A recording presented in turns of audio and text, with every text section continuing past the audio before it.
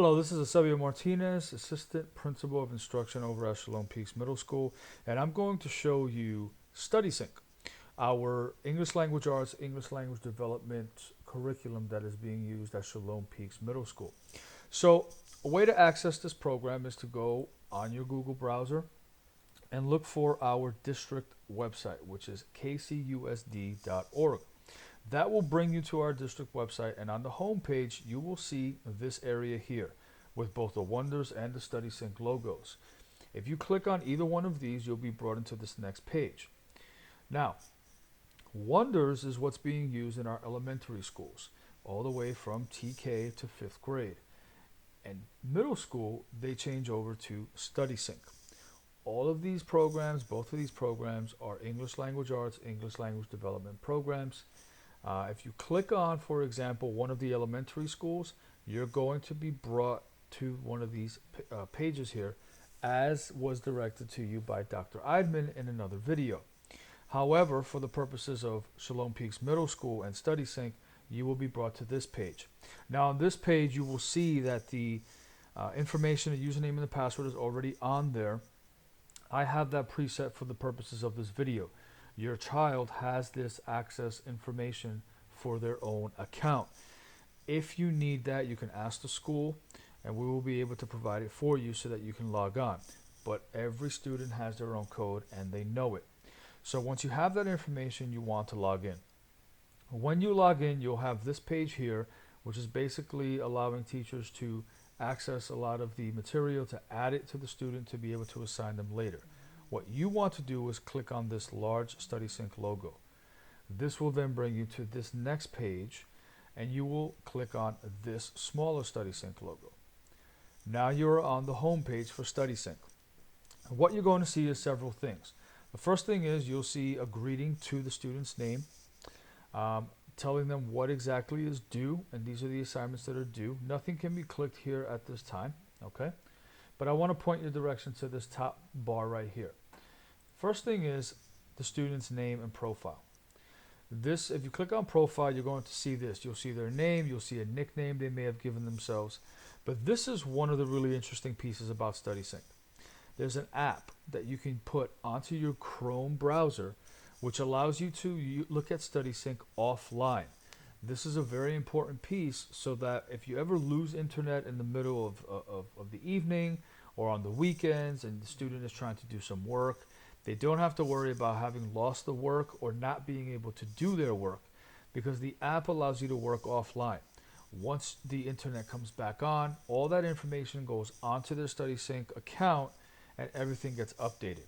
In order to do that, you can launch the app, you can download it onto your browser, and you're going to need an app key. This is the key that you will have, okay? And then you'll have a code, your own 4-digit password that you can use to access it. And once you do that, you're going to be able to open the app at any time. And it looks very much like this, except with the offline capabilities. So it's a very nice feature.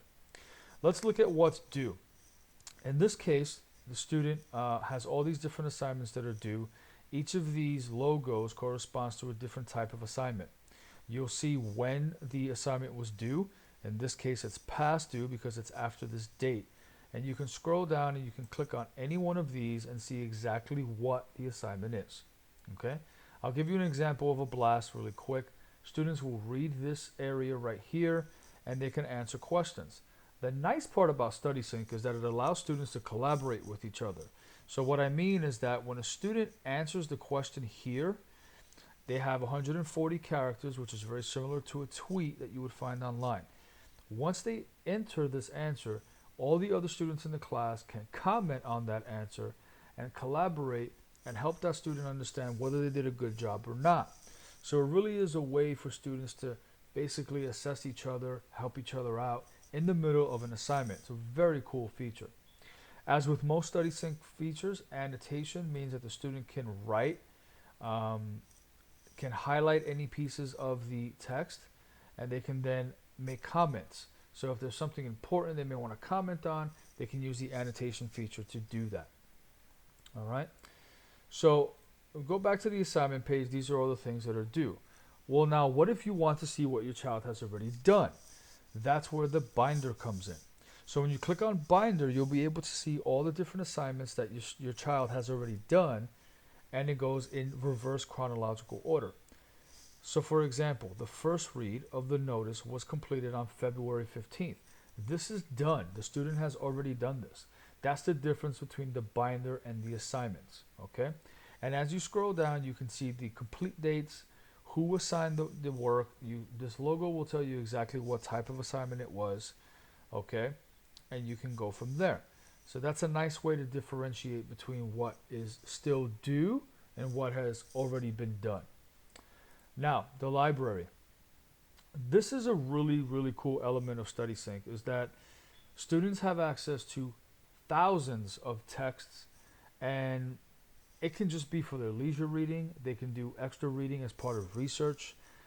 They could do reading as part of assignments that they're given. But there are so many different types of texts and books and things like that, that there's really no shortage of things that a student can read. They can develop their reading. They can practice reading. They can read for fun. StudySync has this all packed in as part of the curriculum. So they can go on here. They can read any of the books that are here. It'll tell you information about what type of book it is, how many words. And then over here, you can see the introduction, which is actually a video introduction. Okay, you can see vocabulary for the book. Obviously, the student can read pieces of the book. In this case, it's part of chapter 5. All right, they can watch a video regarding the book, and then you have questions.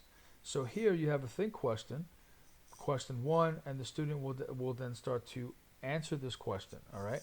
Now, another really cool part of this is that any assignment that's had, you'll see this piece right here.